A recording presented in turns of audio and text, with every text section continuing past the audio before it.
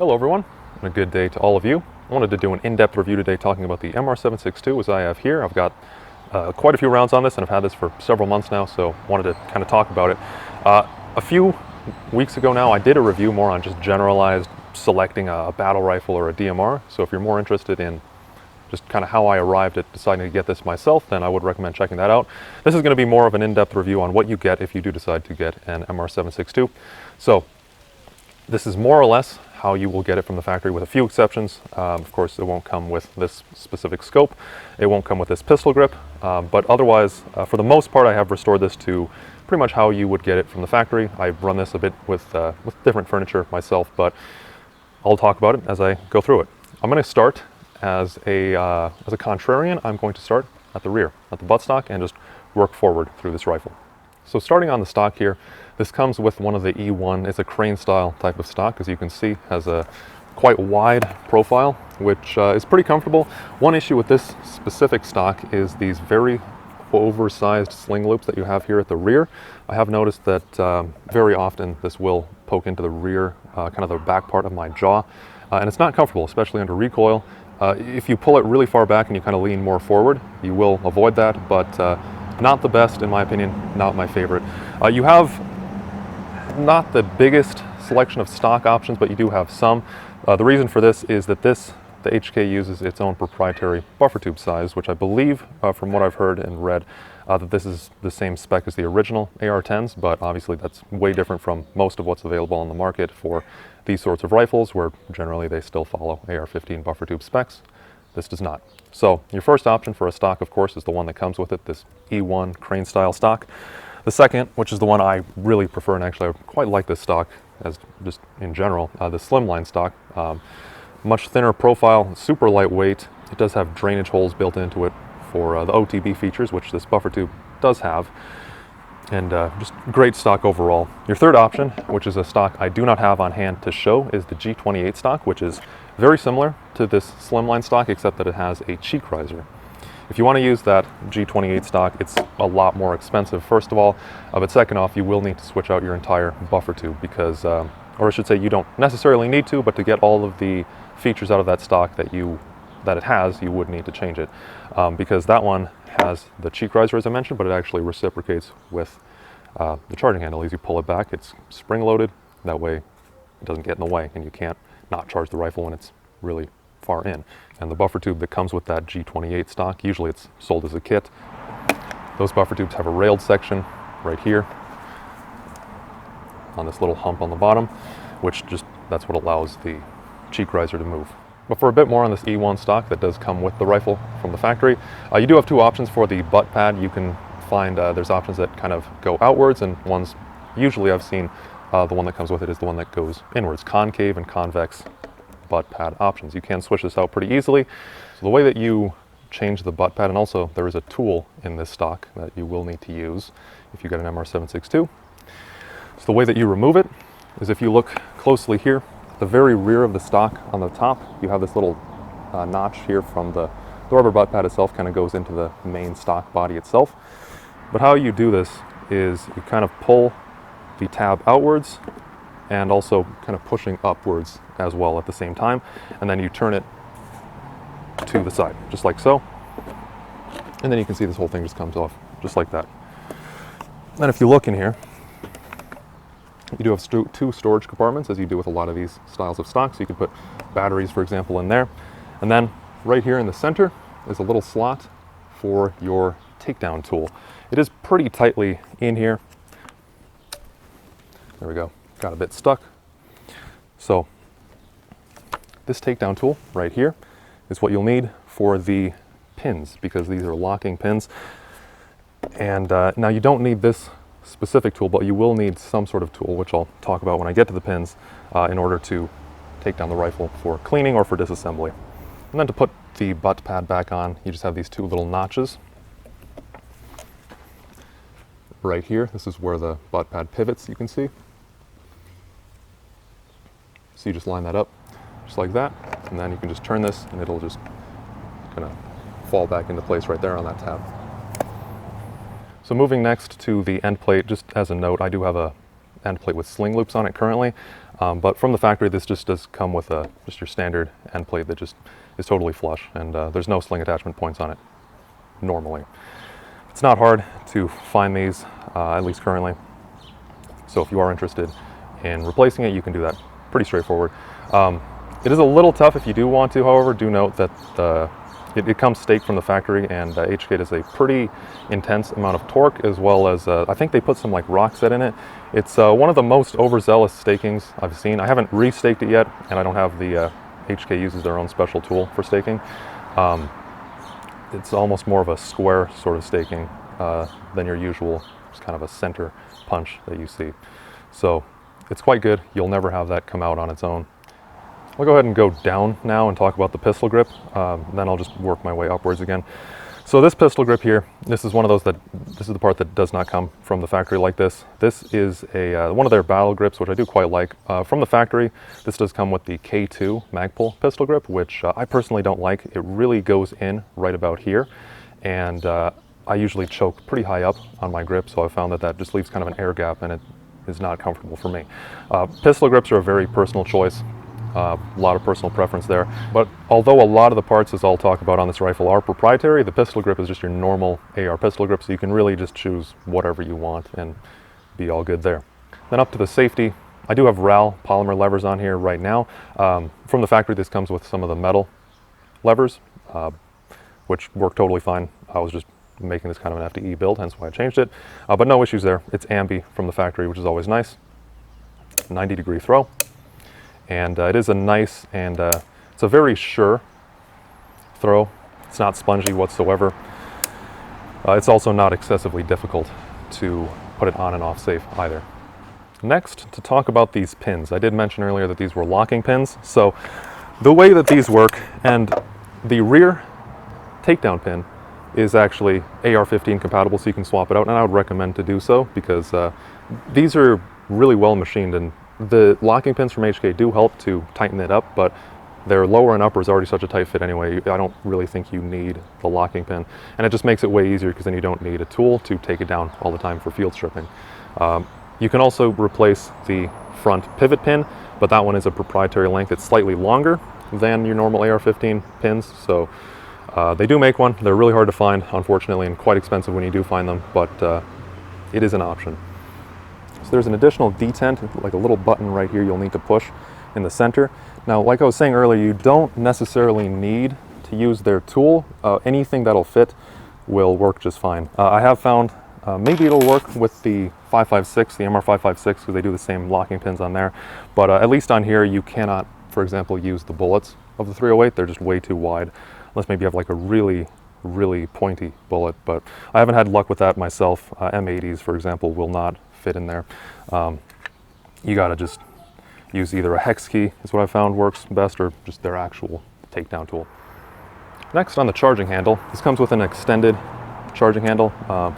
You can actually switch which side the handle is on, so if you're left-handed, you could put it over here. You just need to knock out the roll pins on here, and then just move the handle over to the other side and reinstall the roll pins. Pretty straightforward there.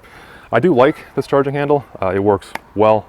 Personally, I do prefer lower profile ones. I have found that this can get snagged on gear on occasion, because it is really out there, but it works well, and I don't really have any major complaints about it either way. As I said earlier, this scope is one that I put on, but I did want to mention the MR762 itself is optics ready, so it doesn't come with any sights or anything, but the LRP, they have different packages, and I think the only one currently available is one that comes with the Vortex. If you do go with the LRP, it also does come with that G28 stock and buffer tube and all that I was mentioning earlier, which is kind of a benefit, but way overpriced for what you do get, I think. I'm recording this close-up after the fact, because I noticed it's a little hard to see it in the original footage, so we're going to take a look at the bolt carrier now, just nice and close-up on this tabletop here. Also wanted to show a bit closer as well how this disassembles. So, as I said, with a normal non-locking pin, the actual takedown pin is just totally normal, just like a regular AR. And I can take everything out the rear here. Bolt carrier group comes out like normal. Charging handle also comes out like normal. And then for this front, I should say, locking pin, the way that comes out, just one more time showing this here, you can see much better now that button kind of that I was talking about, that detent in the center there. doing a 90-degree angle, like I said, because it's really tight. And just popping that out. And here as well, I'll have it open. You can see there's that detent I was talking about. That's what really, that's the locking part, and that's what really tightens everything together.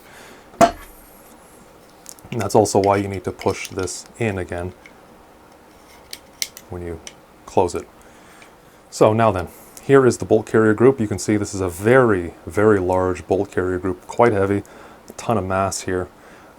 This is not the same, by the way, as the HK 417. Do note that you can't just drop in a 417 bolt carrier. You can use a 417 bolt, which I'll get to in a sec, but the bolt carrier itself, there's a little notch on the barrel extension that comes out on the civilian models, the MR762, MR308, and the bolt carrier has to have that matching notch right there. And by the way, here is that little extrusion you can see on the barrel extension right there. There we go. It's right there. That's that little extrusion. And you can get some people that do work on HKs, you can get them to remove that if you do want to run a 417 bolt carrier in here.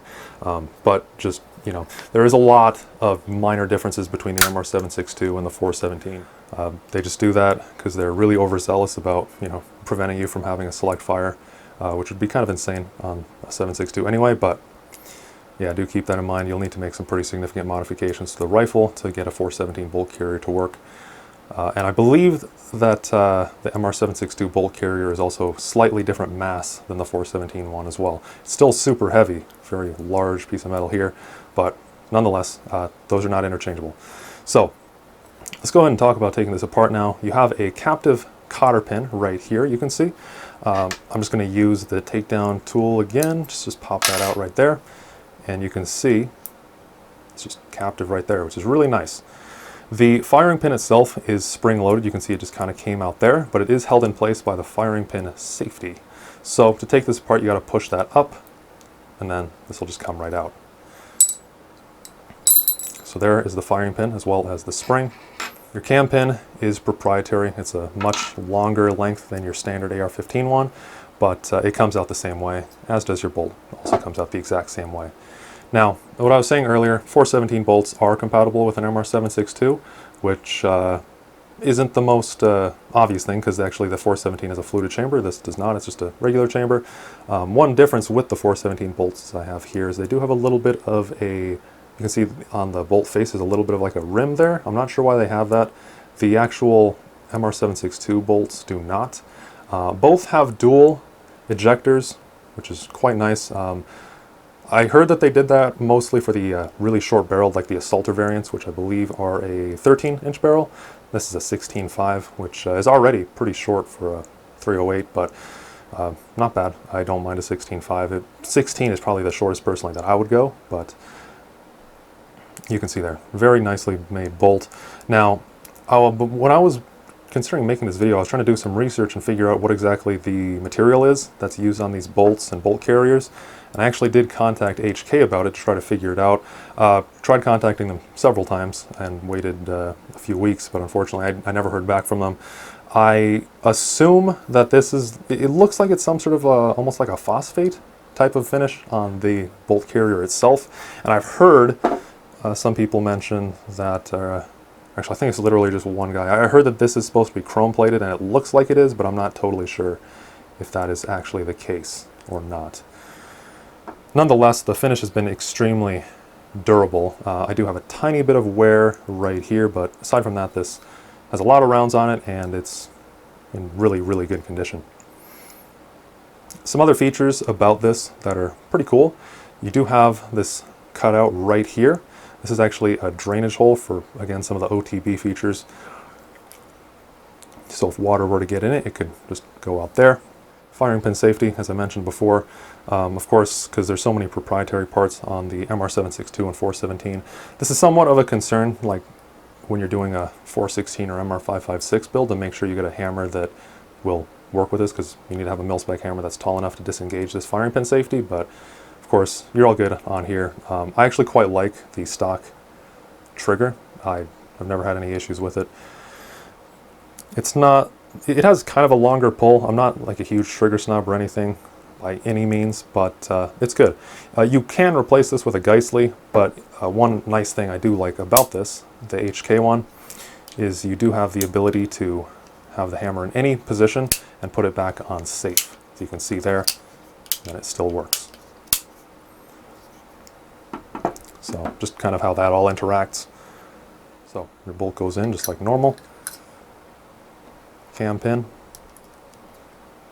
And then I have found it's a bit easier, especially on the MR762, because it's quite a bit longer of a bolt carrier. There's some other tricks you can use on the MR556 or 416, but on here I found it easiest to put in the spring first and then try to drop the firing pin in through the rear, which doesn't always work well, as you saw. I kind of missed it there. But then just putting that there, then all you got to do is push that in. Got to lift up the firing pin safety at the same time. Then just pushing that firing pin in as much as it'll go, and then just pushing that cotter pin, and you're all set. And everything's good to go. Just checking function, and everything's perfect. One thing on this, since it is such a heavy bolt carrier, you also have a pretty heavy, I believe this is another, just like on their 416s, MR556s, I believe this is a tungsten-filled buffer as well. Looks very different. If you look here, you can just see right there. With all the mass reciprocating, you might think that this would have a lot of recoil. And if you look at it on a video, it does have some, I would say, push to it, less than kick. It's really not too uncomfortable. It will push you around quite a bit, but it's not painful compared to some other rifles, just with how they're built, are more so of like a sharp punch. This is much more of a gradual push, almost more similar to a shotgun in terms of recoil. So never really had an issue with the recoil on this. It's good. The muzzle rise, you learn to manage it, but of course it's going to have more recoil than a 5.56, but it's not an issue. It's all good there. Your charging handles as well. I should mention that these are a proprietary length, so you can't just put in your favorite charging handle. Geissele does make a super charging handle replacement for this, which I've unfortunately not seen in stock for a while now because I've been waiting to get one. But that is a potential replacement. Your bolt catch is pretty much the same sort of profile as your regular mil-spec on an AR-15. It's not, again, it is proprietary, but pretty standard. And I do prefer kind of the enlarged ones like this. I don't mind if it's not ambi or not. You can get an ambi one, again, a little rare, but personally I do prefer slightly larger ones, but this does work. It works fine. I haven't really had any issues with it either. Moving forward to the handguard, quick note, these use their own handguards. They're not compatible with the 416 or MR556 handguards because these are just larger overall. I do like how these attach actually quite a lot. These use 2 cross bolts, which you can see right here, to go through the barrel nut. It's very easy to take down. I usually use a socket, as I have here.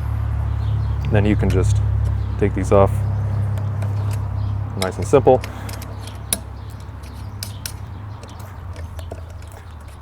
This stock, so those just come out then just like that. One thing about this stock handguard here is it is a little on the heavy side. However, it's also a very, very sturdy handguard. I've never had issues, for example, with this bending or anything like that. I mean, you can see how kind of heavy, kind of an intense profile on that. Quite a bit of material there. I personally usually run one of the Geissele M110A1 handguards, which I do prefer, but there's really nothing wrong with the regular handguard either. Again, this was kind of just a preference because I am going with more of an FDE tan build. This does have some advantages though. These same 2 cross bolts, they're the same size, but these are actually captive on this one, which is quite cool. Now on these newer MR762s, you do have a thinner barrel profile than what they started with. It's considered a medium contour, and you know, it's not super light to where it's going to really heat up really fast like a pencil barrel or anything like that and have issues with dispersion. I do like this, as this is my kind of hunting rifle, battle rifle. Coming back to the table so I can show the contour on this barrel a little bit closer, as well as to just talk about this in a bit greater detail. So I wanted to take a few measurements to give you a good idea of how this medium contour really is. Now, this is something I already showed a little bit in the aforementioned battle rifle video, but two reasons I wanted to show it in this video as well. One, to make this video itself a kind of self-contained unit. I prefer all my videos to be kind of self-contained. And second, I did just kind of gloss over it because I was talking about a different point, just on weight in general on that battle rifle video. So I'm going to make two measurements here. One right here where it kind of tapers down here, you can see, and another up here because this is a bit more narrow past the gas block. So starting right here, let's make sure this is calibrated.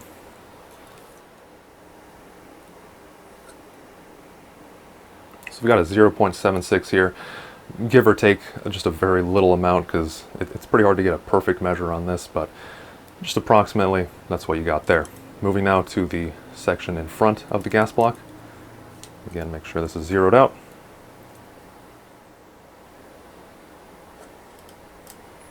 So we got approximately, again, give or take a tiny bit, 0.676.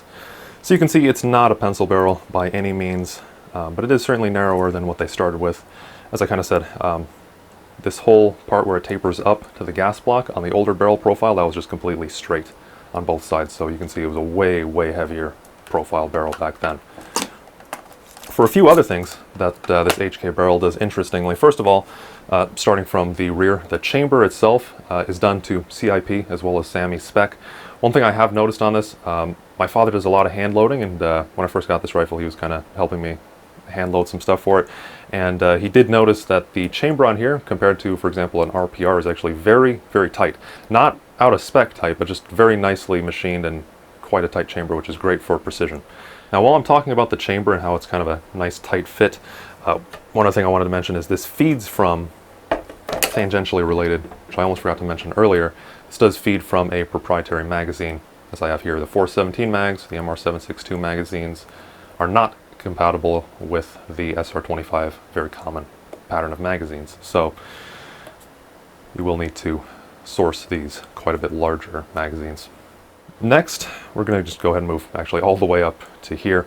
Another very interesting thing that HK does is they taper or swage the barrel down, and it's very close to the end of the barrel. So up here, for example, it's not going to be this wide, of course, but barrel kind of starts way wider, and then as you get up here, it tapers down and really tightens down around the bullet. Theoretically, this is supposed to improve accuracy. This is certainly a very accurate rifle. I don't know if it's because of that or just other factors at play, but second off, that taper is very close to the end of the muzzle. I've noticed when I'm using some tighter cleaning patches, I only really feel it around here, just around these last few inches of the barrel. So for people who are doing one of those assaulter clone builds where they cut down the barrel to 13 inches, do note that you're pretty much going to be cutting off all of that tapering, so you'll really lose the accuracy and precision in this rifle that you would have otherwise. As for the material of this barrel, HK does not specify. They keep it pretty secret what their barrels are made out of. From what I could find, they're supposed to be made, the blanks are supposed to be made by Aubert and Duval out of France. Out of, sounds like from what people can glean, that it's a pretty decent alloy. Stainless, and this is unlined. Do note that. No chrome lining, no treatment whatsoever. So that is a pretty big downside, and you will need to have a heightened cleaning schedule and really make sure to take care of the barrel a lot more than you would on another rifle. It's nice and light. It does save a lot of weight. The older MR762s, which some people prefer with the much heavier barrel profile, they're accurate, but this is, from what I've heard on the older heavy profile barrels, those are sub MOA, and I've noticed this is sub MOA as well. Usually though, with a 10-shot group, I'm getting about 1.2 MOA, which is still great. Usually those sub MOA groups I'm hearing about are 5-round groups anyway, but if I'm measuring those, then yeah, this is sub MOA for sure. Now, of course, this is a piston-driven gun. You have a pretty heavy gas block up here, and then the piston itself. Yeah, interestingly, the piston is actually compatible with the 416 or the MR556, so you can just interchange those or whatever. The way that this piston comes apart, you kind of have a two-step process. So you have this front part right here and the rest of the piston. So you can just push this in and then turn it, and then it's out of there. And this whole thing comes out. Then you can just take the second part and just pull it out of your gas block and just give it a quick wipe down. It does blacken up pretty quick. Originally this is all silver, like you can see on the back side, but I did actually just clean this, and just kind of, you know, gets burnt because it's a lot of gas and all that up there, but no problem there. Do note, since this is a piston driven upper. Your gas rings are actually on this piston itself, not on the bolt, of course. And you can just see them right here. They look pretty much the same as they do on an AR, but they are just located in a different spot. You occasionally will need to replace these on super high round count rifles, but pretty much the same as on an AR, as I said. So straightforward there. And to reassemble this is just the same process. This just sits in the gas block. And you can just put this in here. I've usually found it easier to start it. I've seen some people put it in there first, but I've usually found it easier to start this back in the receiver itself and then just push that in and it'll just go right there and you're all good to go. Very last, up here, your muzzle attachment. This comes with a A1 style type of flash hider with the ports all around it. I don't really like this a whole lot. This is probably my biggest complaint with the MR762 as a whole. The reason I haven't replaced this yet is HK actually puts a really crazy amount of torque on this. They also rock set it. I've tried heating this up and you know, like freezing other parts, and just does not come off. I will probably send this in to HK, or we'll see. I'll send it in somewhere, potentially when I get the rest of this refinished, as I'm planning to do, but to get this removed, and eventually I'll put a flash hider that can accept a suppressor on here. Furthermore, since this is the A1 style of flash hider, and you do have the ports on the bottom, if you're shooting from prone, especially with this type of rifle, which you'll probably be doing quite a bit, it's going to kick up a lot of dust and dirt. So I'm not really a big fan of this at all. But as for this rifle itself, this has been perfectly reliable. I have close to, I don't have a huge round count on this just because 308 is a bit more expensive, close to 1,000 rounds, maybe slightly above that. I haven't had a single malfunction using all sorts of ammo, M80, a bunch of competition match ammo to test the accuracy, and everything is run flawlessly, no issues whatsoever. If you do decide to go with this rifle, of course, just know its limitations. It is a little bit on the heavier side given that it's a piston and just really overbuilt, as you saw how big the bolt carrier is and all of that, but also it's not the heaviest on the market either. And overall, I do like this rifle, of course. That's kind of why I chose it and own it. But do understand, of course, there's a lot of other good options out there. But definitely do your research. But if you are looking into this rifle in specific, hopefully this review was informative just to kind of show you how everything runs and my own experiences with it. A lot of proprietary parts. Muzzle device is a major annoyance to me. But other than that, this is a really, really great rifle. And you can really use this as a kind of a longer range rifle if you want to set it up that way, or as more of a battle rifle as I have. And it just works great for either of those roles. So let me know if you have any other questions on this or anything else in the comments below. Thanks for watching, and I hope to see you all in the next one. Take care, and I'll see you all then.